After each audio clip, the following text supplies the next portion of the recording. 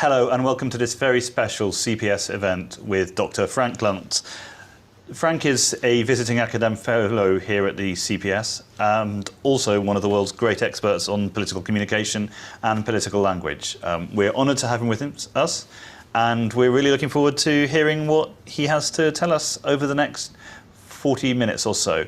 So if you have questions for Frank, please send them in via Zoom or on Twitter to our team, and they will get relayed to me via the miracle of technology or the earpiece that I've been surreptitiously fitted up with. But we're in for a real treat, and we're very grateful to Frank for joining us. So, Frank, thank you very much. Welcome. Yes, and be nice. Please make the questions easy, make them simple. I believe in the special relationship, so let's show that by being gentle. Absolutely. So, Donald Trump. Oh, great. Nice way to start. Nice way to start, but it is the question that everyone wants to ask. Apart from like, what the hell is happening with your country? Is he getting back into the White House in 2024? Well, I was lucky enough to have been invited to the White House Christmas party just before he departed, and after a couple hours, I finally had the guts to ask him, what does the J in Donald J. Trump stand for? To my shock, he said, genius. It's a metaphor for what's going on right now. I don't think anyone knows, and I don't think he knows right now. Clearly, he enjoys the limelight. We are filming this right after the important Pennsylvania and North Carolina primaries. Donald Trump's endorsements matter, and they matter a lot. He is the most significant person in the Republican Party, and should he decide that he wants to run, I think he's the odds-on favorite to win in 2024, in the primary, not in the general. For we have a very divided population. And for every person who absolutely loves him and reveres him, there is at least one person who despises him and is frightened by him. And just as he is so powerful within the GOP, he is a magnet against people who are Democrats and often people who are independents. So should he run, we will have the most divisive, polarizing, angry, mean-spirited political electorate that I think America has experienced in the modern age, which is the age of television. And I, quite frankly, would be frightened for the population, frightened for the country, out of the kind of war, internal war might occur if he's a candidate. And how does, for example, the decision on Roe versus Wade play into this? Because obviously there was a sense that Biden has been stumbling, that inflation is... It's not a sense, it's reality, and you see it in the polling. He's literally been stumbling. There's footage of him falling. That's very good. I'm careful about that because I'm sympathetic to him, to his human condition. But in watching his press conferences and watching his communication, it's problematic at a time when we need very strong, very consistent, and the kind of leadership that works across the aisle. And that's not what we've been seeing with Ukraine and Afghanistan before that, with inflation now and dealing with COVID. The administration, this administration, has not fared well. And it's not just Republicans, it's independents who are also quite disappointed. And Joe Biden has some of the lowest approval ratings of any president since Jimmy Carter. You'd have to go back more than 30 years to find someone who's disappointed more people in the first year and a half of his administration. But that said, the idea that you have Trump and Biden, I've been doing presentations, as you are aware, to a number of your leadership in this country over the last 48 hours, and clearly it's affecting my voice. I think we're in trouble. And it's a trouble that I do not wish on any country, particularly yours. And I think our inability to see each other, to hear each other, to appreciate and respect each other is very problematic on both sides, on the left and on the right. And I'm afraid that something like Roe v. Wade will just add more controversy, will just add more, not just division, but derision.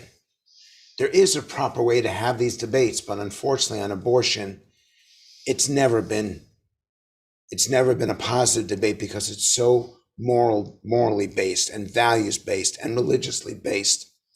And I think we're going to have more of the same derision between now and Election Day. Well, I'll give you a chance to grab some water or coffee, and I'll try to keep this question going on. But on Monday, you delivered the Keith Joseph lecture for the CPS in memory of our co-founder, and we're doing this partly because that was an in-person event. We didn't live stream it, so we thought it'd be nice to give more people a chance to see you and hear from you. But one thing you said then struck me as, and it speaks to what you were just talking about. The fact that when you say you are one of your skills is language. You are the guy who gets people in a room and listens to what they say and how they're talking about events in the world. And what you said to me is that, and to us, is that you can't put Republicans and Democrats in the same room now because they will just shout at each other. Whereas when you're in the UK, you said if you have a mixed group of focus group, people will still engage with each other and debate with each other and respect each other, even if they disagree politically. That's correct. And I see it in the focus groups. I see it in the polling. I see it in my conversations. I have no trouble sitting down with a conservative, Lib Dem or Laborite. I have no trouble having them engage in these conversations. It may be entertaining on the floor of Parliament when they yell at each other, but they then go off and they can talk to each other. And while they disagree fundamentally, and perhaps there's even a greater difference in your policies between the left and the right, there's a sense of civility, of decency, of respect that does not exist in America. And it's one of the differences between your prime minister and our former president, the idea that he doesn't seek to own the opposition. He challenges it, he disagrees with it strenuously and passionately, but you still listen to each other. In America, we get our news to affirm us rather than inform us. And in the UK, it's not that way. And I'm just afraid, I'm genuinely afraid that you will adopt the same kind of divisive politics, the culture wars that we do in America so easily now. We've just seen it recently with what happened with the Florida governor and Disney. I'm quiet about it now. I was very public about it. And I don't see an answer to it. Once you go down this path, I don't know how to go in another direction. And we've already gone down it. And I'm afraid that you're heading in the same direction. Yes, I think once Mickey Mouse has become politicized, then you can't unpoliticize. Correct. And the idea that Mickey Mouse could be politicized is a nightmare.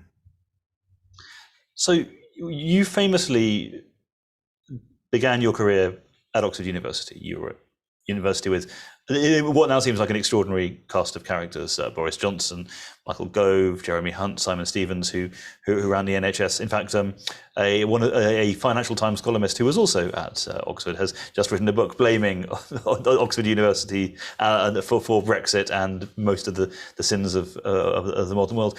Do you think at this point, looking back, you made the wrong decision getting on the plane back to the US?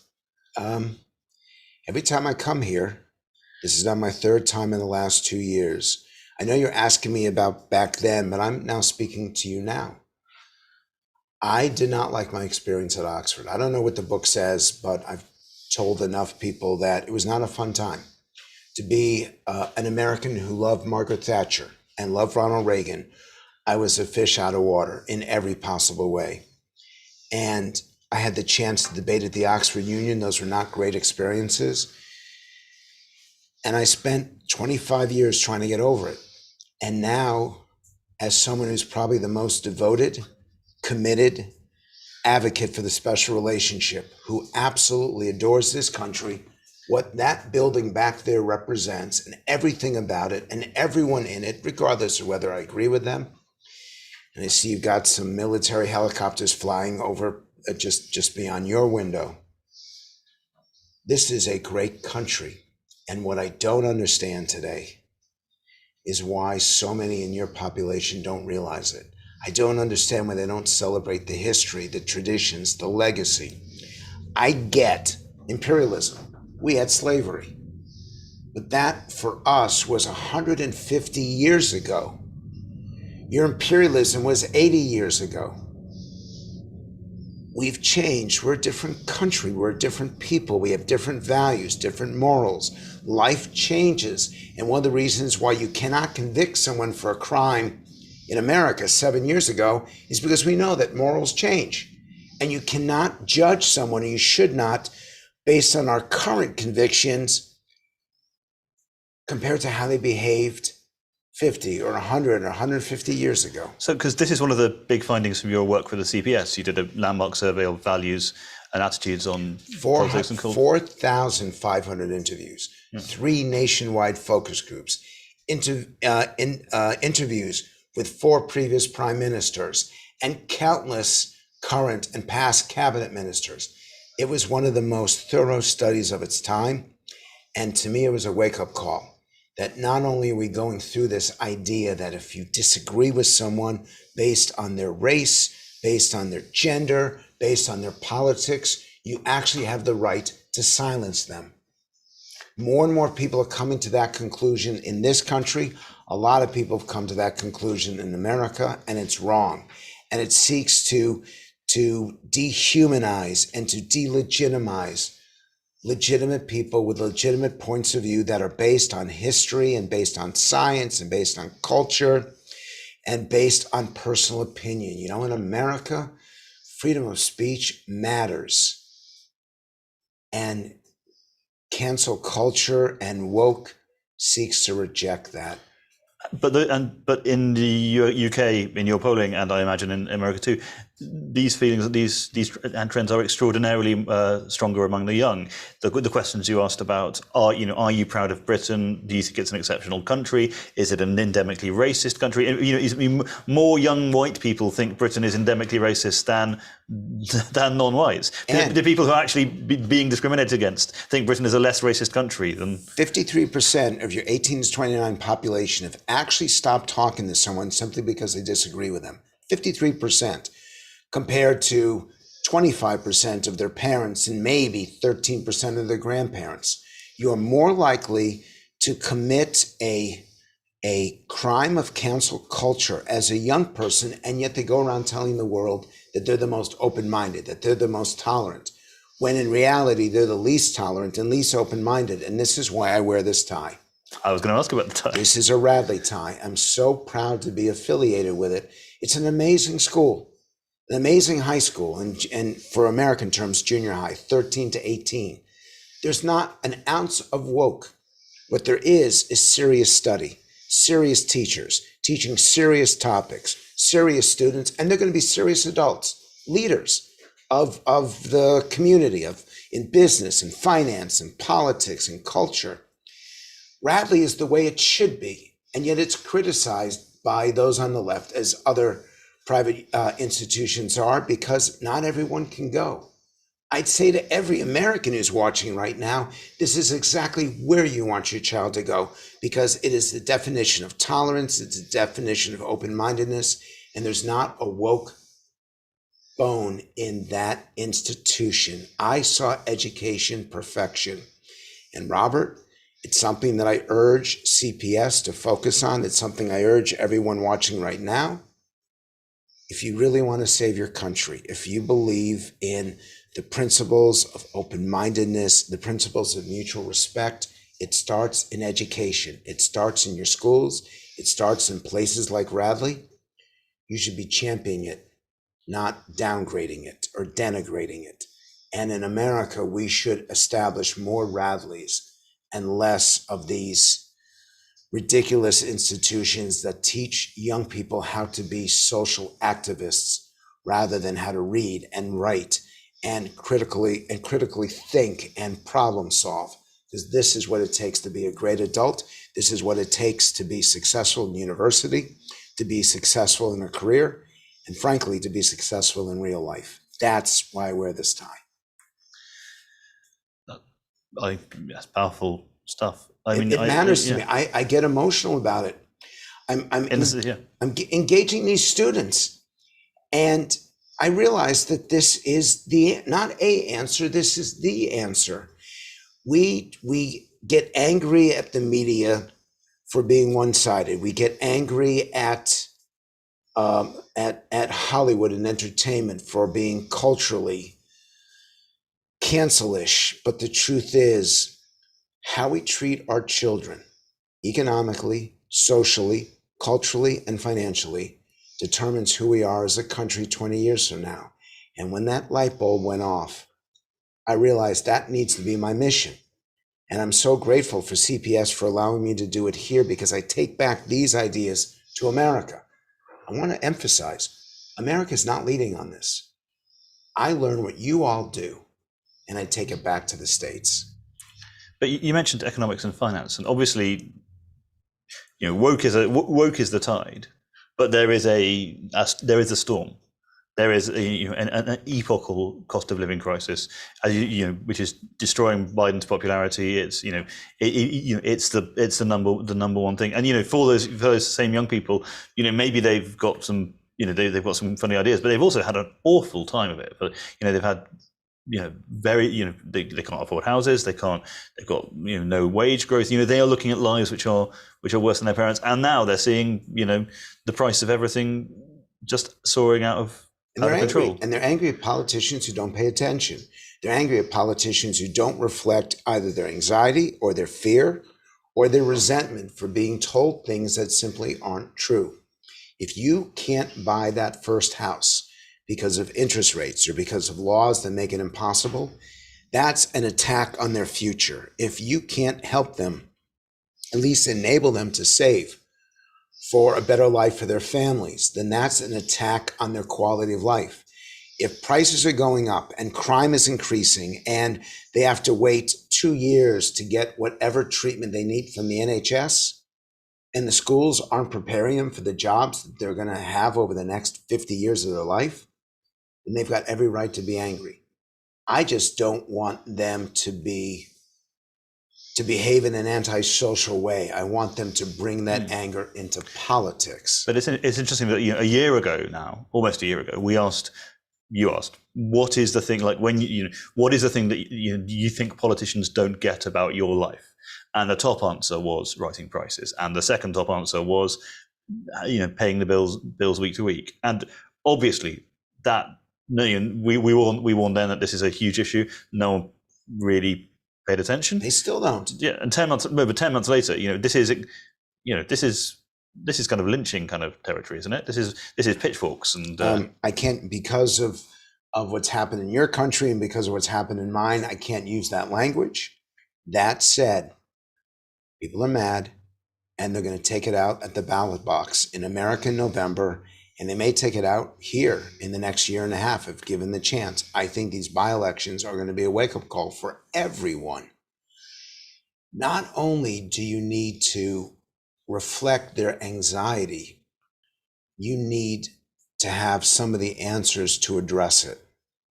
And if you don't, then you will have failed the next generation of UK citizens here and US citizens. It's why Joe Biden is so unpopular, why it looks like Republicans are going to have a very good election 6 months from now.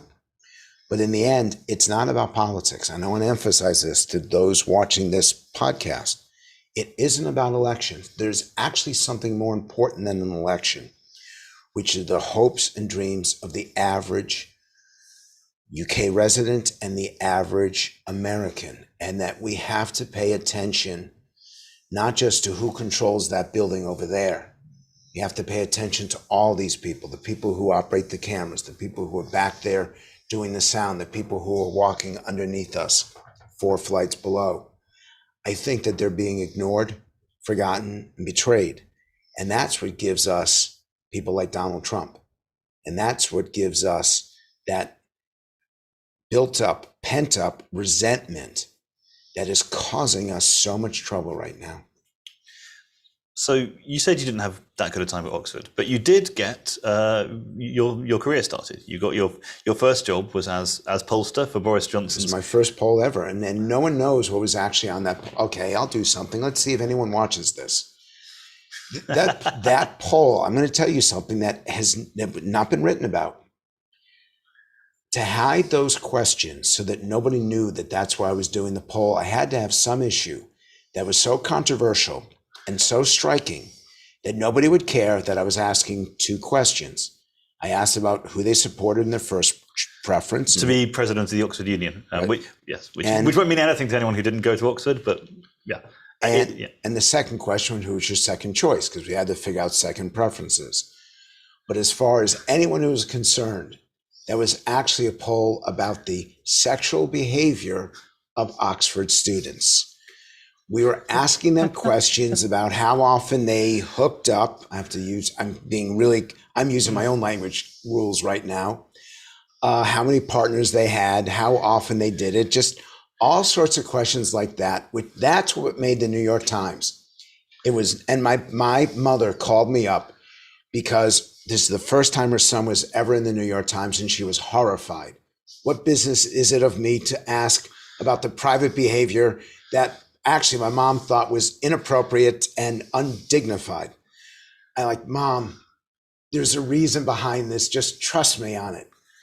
But underneath, because it was one page of questions, underneath at the bottom were the two important questions about the Oxford Union. And for the record, we got the future prime minister's numbers within 0.2%, which is the first time I learned the word not, because in American we say zero, but we were off by 0.2%. It was a pretty good survey.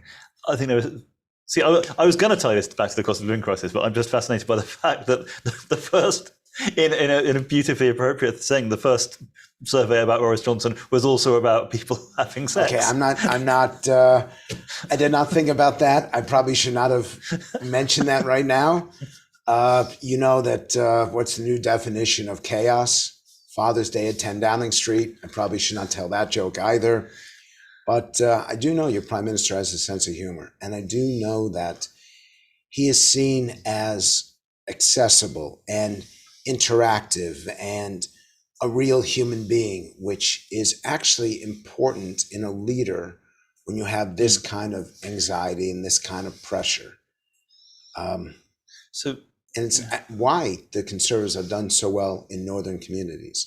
So the question I was going to ask you before we did that, before I did the detour, was if Boris calls you up and says, Frank, I'm not going to do the impression, but Frank, old chap, let's get the team back together. I'm appointing you, cost of living, messaging, have an office next to mine in number 10. What do you tell him? What do you do? It's not about message in this case. It's about policy.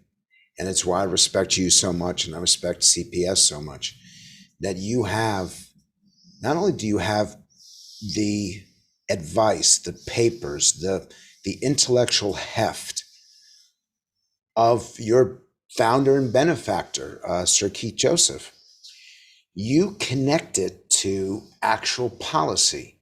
So it's not saying that people have the right or we should encourage home ownership. You actually explain how to do that in legislation. You are more impactful, the CPS is more impactful on government policy than think tanks in America, because you're not thinking, you're giving them the roadmap to actually do. And what we learned is you don't call it a roadmap, you call it a detailed plan of action. Yes. For those watching, Frank and I have an argument over the fact that British politics, he doesn't like the fact that we have manifestos because he thinks people don't like the word manifesto. They don't. And they want a detailed plan of action, detailed so it's got specifics, a plan so it's written down so people can hold you accountable, and action because in the end, it's not what you write, it's what you do that counts. In Britain, they want people who say what they mean what they say, and do what they say. And that is the ultimate challenge for this government. Do you do that? For the most part, they do, but not always. And it's it should be something of concern to those in office right now. If you don't do what you say, you will be punished in the next election. So moving on to questions, if you have any, please keep sending them in. This could have applied to both of us, I suppose. What's the case for optimism? What's the best case scenario for the US and UK? You go. You have to go because I don't have it. And I've been really criticized by my friends and people I respect to stop doing this. That everyone knows how bad it is, but the truth is they don't. Robert, our democracy is much more fragmented and fractured than any time in my lifetime. You'd have to go back to 1968 when they killed Bobby Kennedy and they killed Martin Luther King to find a time when we were under greater duress. We are only one incident away from Kent State. We are only one incident away from really losing the narrative in America. Now, it's not the same way here. And the reason why I'm optimistic here is that I don't think you'll tolerate it.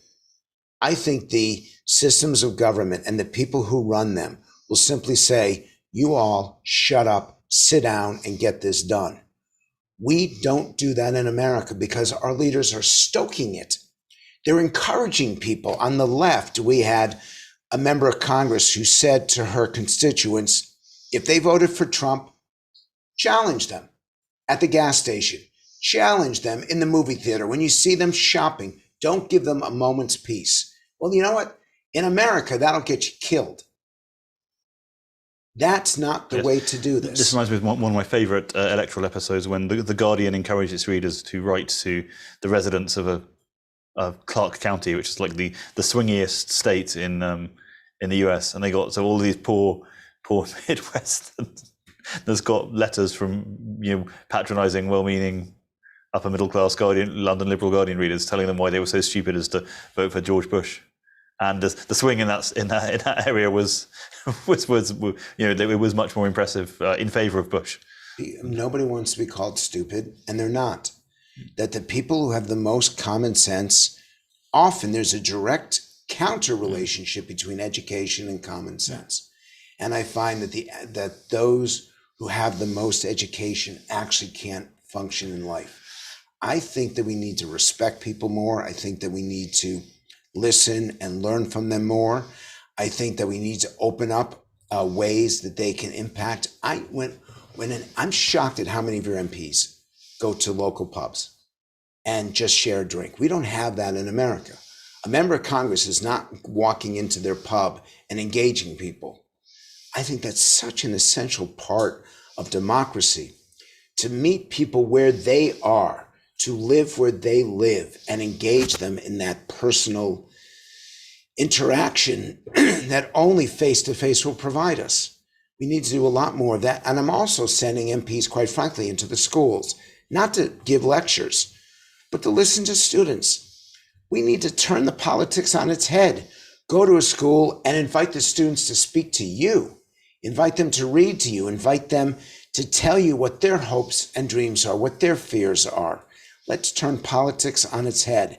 Instead of telling people what to think, give them the chance to tell you what they think. I agree with every word of that. And I tell you, the other thing which came to mind on the case for optimism would because I was look at Ukraine. I mean, they are a country which looked at Russia, looked at the West, and made a very clear decision about which one they preferred. And it was a decision that Putin could not understand or put up with. And Zelensky had better be the Time Magazine Man of the Year, Person of the Year.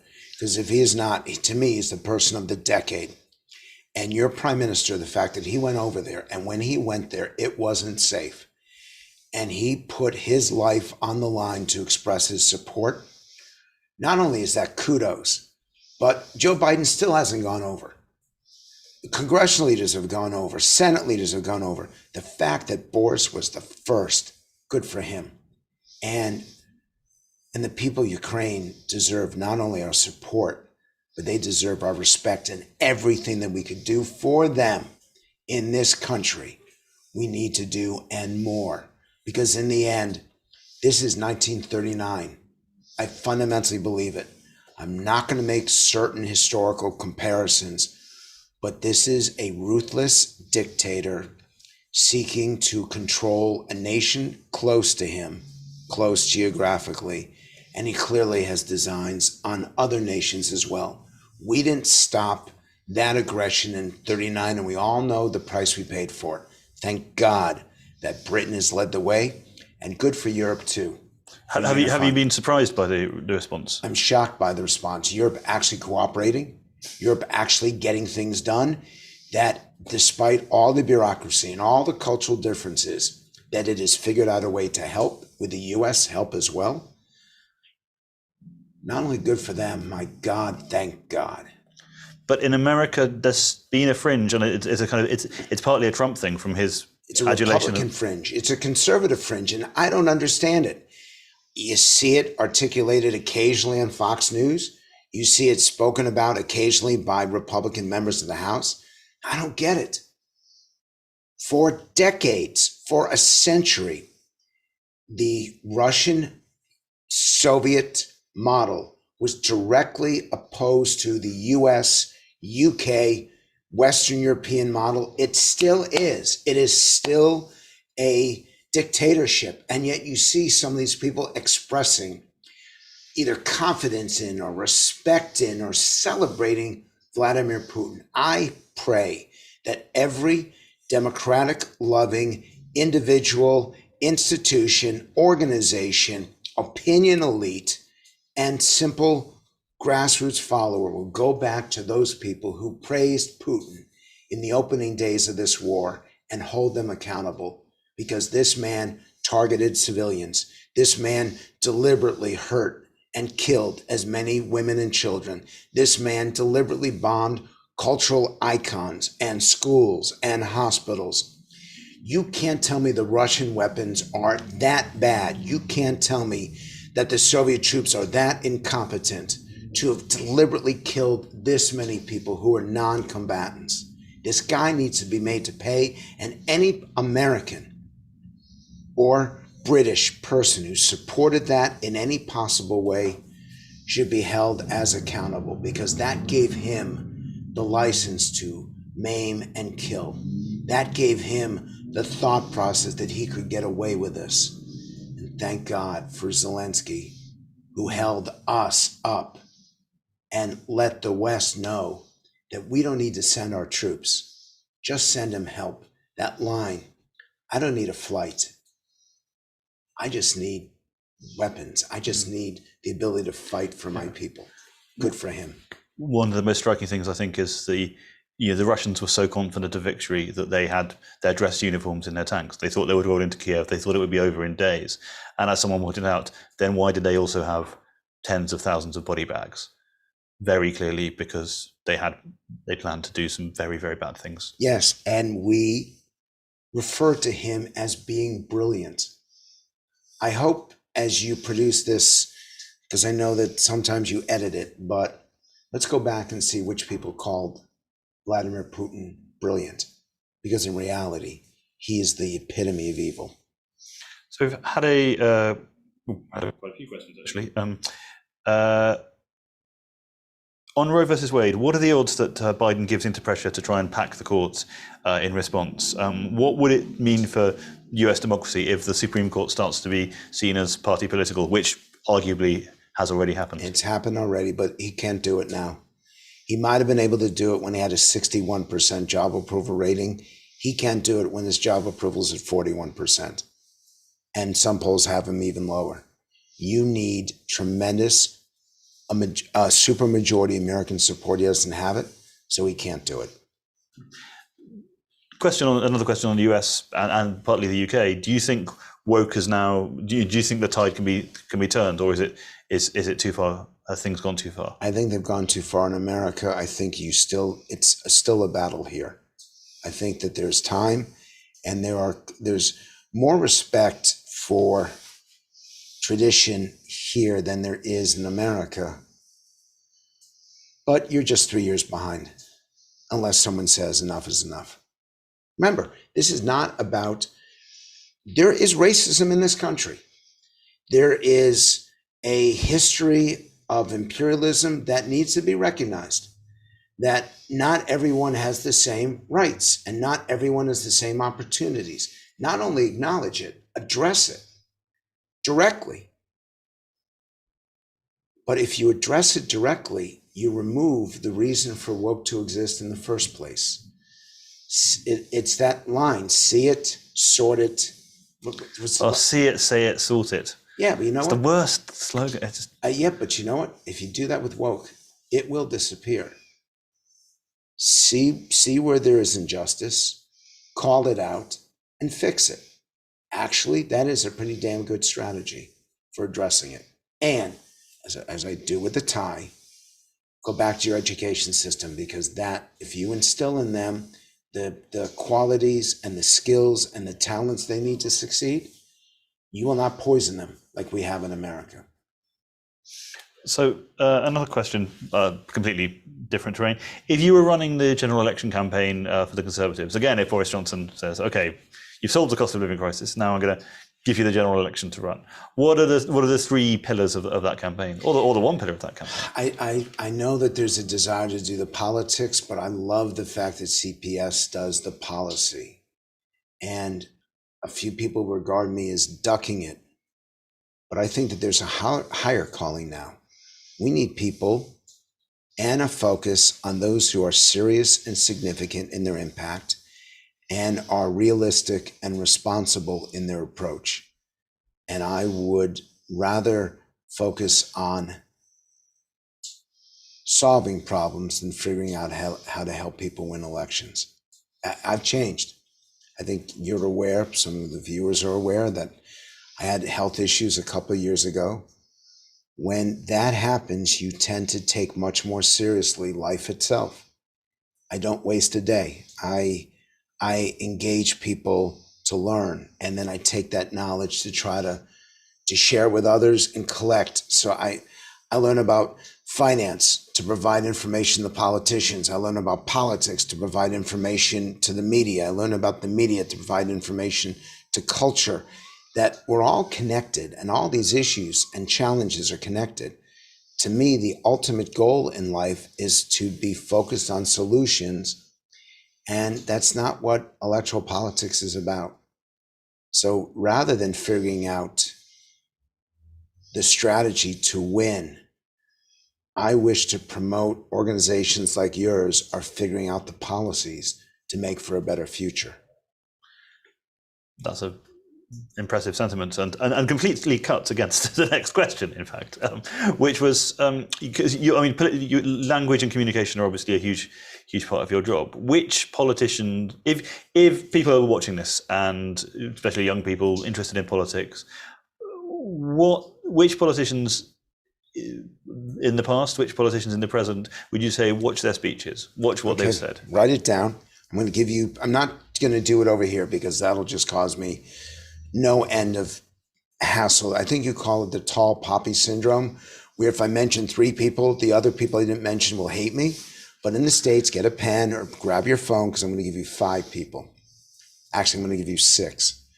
2 Republicans and 4 Democrats. On the Republican side, watch Tim Scott, senator from South Carolina, who's got a heart as big as this studio, or as big as that building over there. And Ben Sasse, who's got a brain similar to that, senator from Nebraska. On the Democratic side, Mitch Landrieu, who's the best retail politician I've ever met in my life, former mayor of New Orleans, who's now running Joe Biden's infrastructure. Cory Booker, the senator from New Jersey who ran for president, did a horrible campaign, but the guy's has got it if he reverts back to who he was when he came to Washington. And Senator Michael Bennet, who knows more about education than anyone in Congress, and who actually ran it for the state of Colorado. And maybe I'm asked what woman has the greatest likelihood. I would say Gretchen Whitmer, who is the governor of Michigan. Now, she did not handle COVID so well, but she made a name for herself. And I think that she's viable. Those would be the people I would tell you to look at. It's the next generation of leadership. It is not going to be Joe Biden, and it is not going to be Kamala Harris. Well, I was going to ask about that. I mean, you talked about Trump. We started talking about Trump and the Republicans. Presumably, there's almost the same challenge on the Democrats. The people who are going to win the primary are less likely to win the general. Joe Biden is so old it takes him an hour and a half to watch 60 Minutes. He's so old, his favorite painting is The Last Supper. If you look carefully, it's the second waiter from the left. You guys can laugh anytime you want. He is so old that the only time he doesn't have to pee is when he's actually peeing. He is a really decent guy, an incredible human being, but not at this moment. And I think the U.S. is going to need someone who was younger and fresher and more attuned to the challenges of today than the history of yesterday. But the vice president is younger and fresher, but you... And she's not serious. I don't, it's not the issue of her laughing. She doesn't know the policies. She doesn't know the specifics. The president gave her the job of dealing with the border. She doesn't go to the border because she's afraid of the photo op. Get some courage, Madam Vice President. Actually do your job instead of doing photo ops. It's not the laughing at the interviews, it's the dismissal of actual substance that I think people turn against, and I have turned against her over. So, I mean, I'm afraid we're going to have to cut it a little bit short because, Frank, you need to get to that building over there and get through the security. So I'm going to ask you one last question before you bow out. It's, you're obviously spending more time in the UK these last few years. Where else is it? What's your sort of your bucket list? If you could go to any, sit in on the politics of any country in the world, see any country in the world. What would be your tour? Two things in this country. One is to see what Chequers looks like, and the other is to go to the top of Big Ben. I realize that here people kind of laugh at that. For me, that means something. Elizabeth Tower, by the way, you'll be picked up on that. Big Ben is the bell. Well, I want to see the bell rung, or be in that room. I'll probably go deaf, but I do want to see that. I would like to meet the Pope because of his significance and how many people listen to him and follow him. I've never met a Pope before. And probably to see our mutual countries less angry with each other. The truth is, and meet Paul McCartney. But if all those things... Pope or Paul McCartney, you can pick one. It would be actually Paul McCartney. I can't help it. Sorry, I'm superficial and American, and I grew up loving the Beatles. So Paul McCartney, number one, Pope number two. But you know what? I would give it all up. And I actually have thought about this, and I've been fortunate enough to be able to live such a wonderful life, and I would give some of that up to have other people live some of the life that I've lived. I would actually give up the things that I've earned if more people could be more satisfied and less angry and less divisive. When people yell at each other, it actually gives me a headache and it makes me dizzy. We need to do something about the conflict. We need to do something about respect for each other, mutual respect. And I'll give something up or turn something over if we could just see each other as human beings again and actually enjoy our differences and celebrate them as much as we celebrate or seem to enjoy emphasizing just the negativity in life. Let's do something good. Wrong, Beetle, but all we're saying is give peace a chance. On that note, it is the wrong Beetle, but it's okay. On that note, thank you so much for watching. Thank you so much for Frank Luntz. Please follow CPS Think Tank on Facebook and Twitter and LinkedIn and Instagram and everywhere else. Sign up to our mailing list for more amazing events like this. Frank, thank you so much, and hopefully we'll see you again soon.